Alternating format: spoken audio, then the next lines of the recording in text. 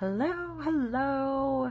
It's been a hot second since a live has happened on here, and I'm here today to make that happen.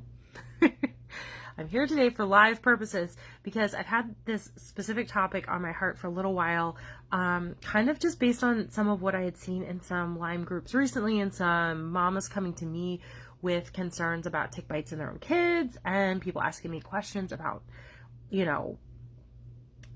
my own journey with my own children having their healing from Lyme and co-infections and all that stuff. So I kind of have been thinking on this topic for a while, and if you saw the title of today's video, you see that it is some surprising benefits of raising kids on a Lyme healing journey. And I mean benefits as they relate to my own children and myself and what I see so far on the journey with them. So just to give you a background, I have 4 kids, 9 and under, and 3 of them so far have a Lyme and co-infection diagnoses on their records. We all see the same Lyme provider, and she is doing a great job managing things with us and collaborating with us because my kiddos, thankfully, are minimally symptomatic, if at all. Like right now, I would say they're not really symptomatic. We're in a good place right now with their healing journeys. So that's been awesome. But there is the likelihood, it seems probable based on a variety of factors, that actually at least their Lyme, not all of their co-infections, but their Lyme came from me, congenital, despite treating. That's a separate topic. I'm happy to talk about it if that is a topic you want to talk about. Just message me and ask me about that because it's not a one-size-fits-all approach to managing the possibility of congenital Lyme. But regardless of that, my kids all had tick bites. That's how we ended up getting them tested in their childhood. Anywhere from ages like 2 to 4 or 5, all 3 of my oldest were diagnosed. They're all girls, by the way. So all my daughters were diagnosed young. Like really young. But here's the thing, we don't live defined by this. So we have these diagnoses words on a chart, okay, but that is not who we are.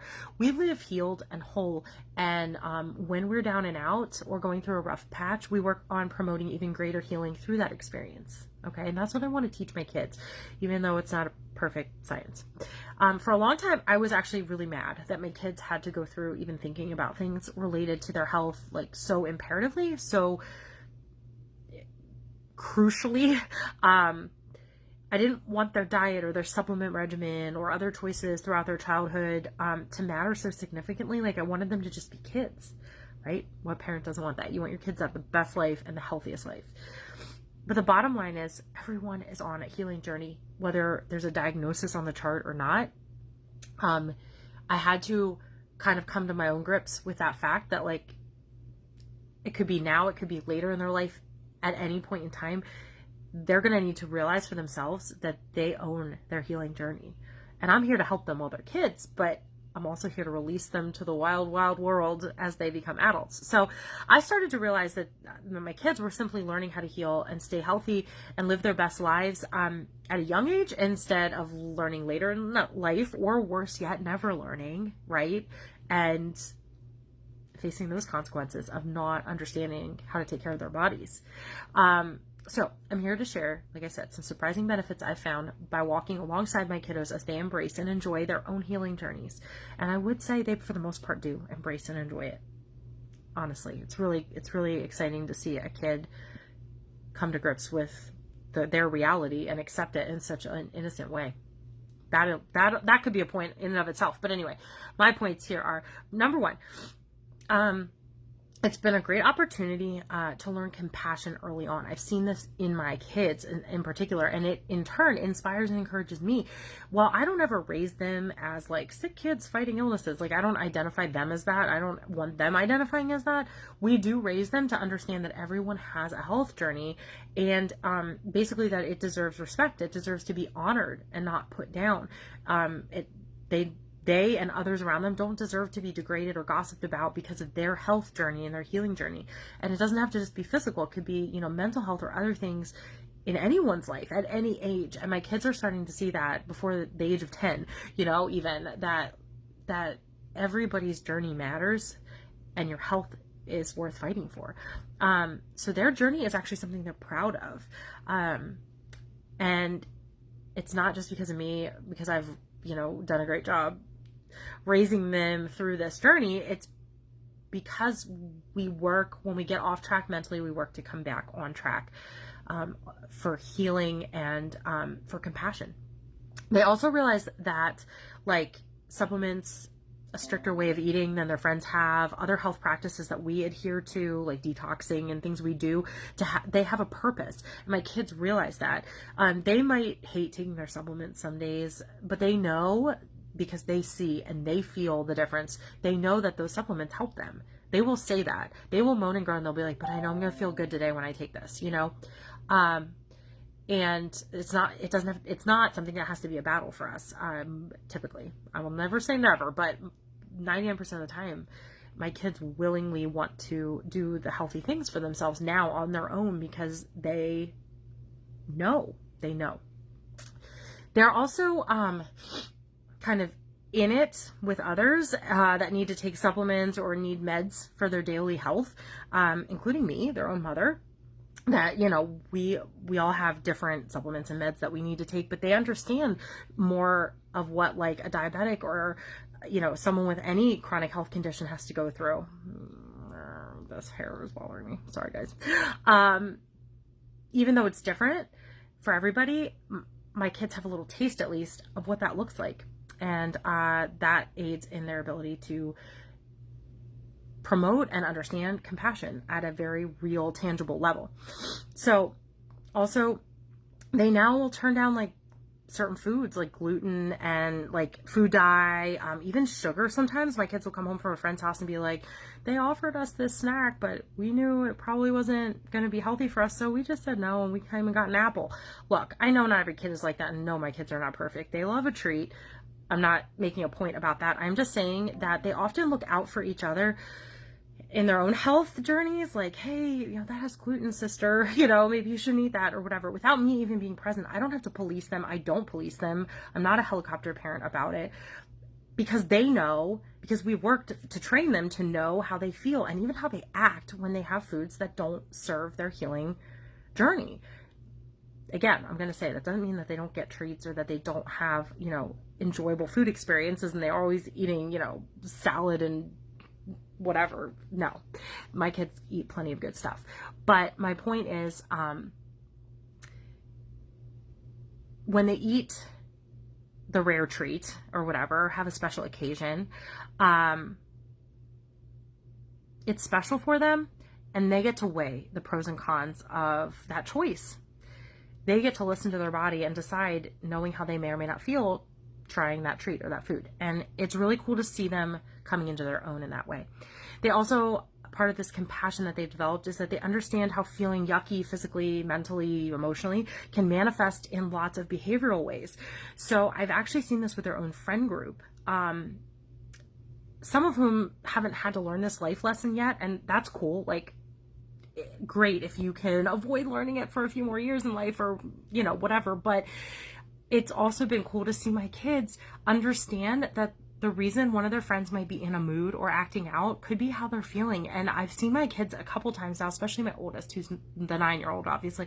I've seen her say to that friend, hey, did something happen today? Is there something you want to talk about? Is there something going on? Are you feeling okay today? Not all those at once, but she will ask some specific questions about, intrinsic understanding your body and where that friend's health is at based on her behavior sometimes. That's just one example and one friend, but it's been a good topic of conversation for us to talk about how, it's us too, how sometimes we act a different way or a less pleasant way because of how we feel or what we're going through in that moment. And it's important to take a minute to sometimes realize that, because it can make a really big difference in how you move forward in your healing. So I can say that I've seen a ton of grace coming from my kids as they're interacting with a broken and a healing world around them. They're learning that now. So it's all part of the compassion aspect, I think, that they're learning as they navigate their own health stuff, even right now at a young age. So They also, number 2 point is, I feel like they've developed a unique understanding of their own body, which I kind of was touching on in point number 1. But I mean to say that, yes, they're still kids, right? They have only been around so many years, but they are shockingly in tune with their bodies, their emotions, their mental health more than I ever was at their age, and sometimes more than I am now. I'm not gonna lie. This is partly something we have worked to cultivate in our household. I have done some learning about. I have tried to make some changes positively in myself to help raise them in this way. However, it's also something that we've missed the mark cultivating it sometimes. We are not perfect parents. I do not perfectly understand how to raise them every minute of the day.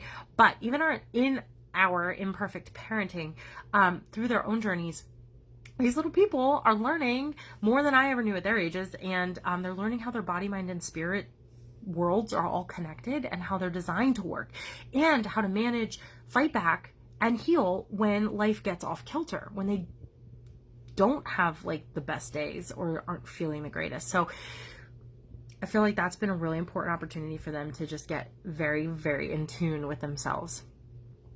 A third reason that this journey has been very enlightening and positive in a sense is because we have, as a family, but through myself and my kids that have these diagnoses, we basically have reasons to literally lie low and honor a schedule or a rhythm that promotes our health. And being forced to kind of honor that has helped us as a family to make decisions about how best to honor that, to also meet all of our needs socially and in other way, culturally, in other ways. I've got extrovert kids, I've got introvert kids. I have kids that want to stay home more than other kids, and kids that want a schedule that looks different than other kids in particular. And then there's my opinion and my needs and my feelings. But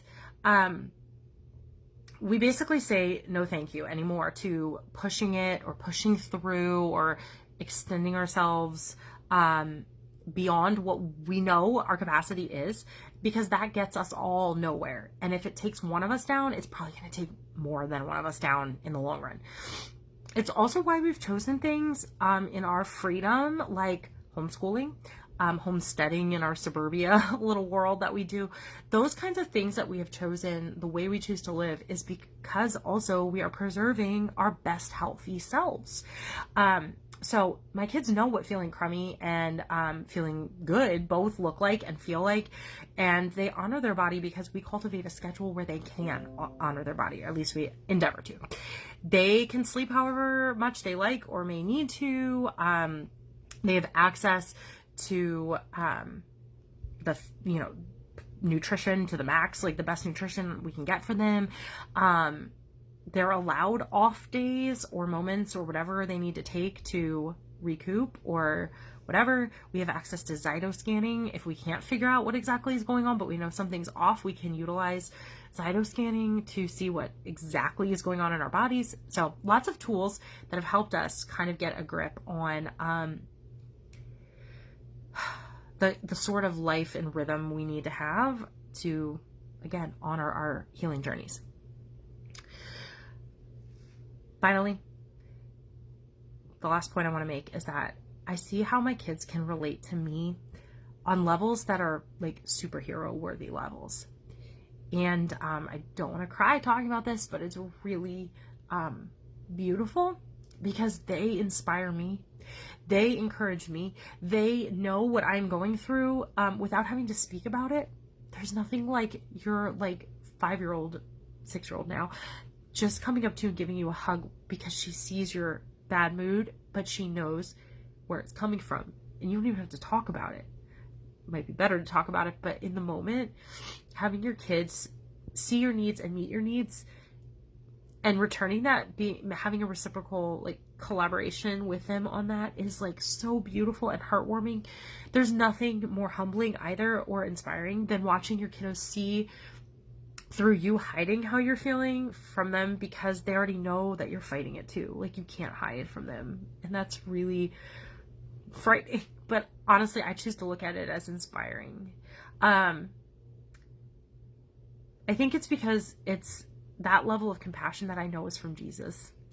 May my babies never know differently. Like, may they always see people through those compassionate Jesus loving lenses, you know? And may they always be seen and known the way that they see and know others in their highs and lows, because they deserve that too. You know, I just spoke about Jesus. You know, he's a big part of our lives. We are Christians through and through, big believers of Jesus as our Savior, and not a fact we try to hide, but I don't necessarily talk about it in every video I do or whatever, but this video really got me thinking about how Jesus talks so reverently in the Bible about children, and the longer I'm a parent, the more I realize why. Our babies are here to teach us, if we're just willing to listen and watch and learn from them and realize that they're humans too, just different ages than we are. If they can enjoy and embrace their healing journeys, then gosh darn it, so can I. So can we. Cheers today to your healing journey. If you liked hearing about my kids and how they're handling this and what we're learning as a family, go ahead and give this a like or a love, a little heart, even better. And I would love to hear if you are journeying through this with your family as well, whether you have kids or not, loved ones, close friends, family. I would love if you would share in the comments some of your experience, if you feel like it, no pressure. But I would love to connect on that level to seeing what other people are going through too. And what are some of the positive lessons you're learning through it all? Let's share, and let's celebrate together. Cheers.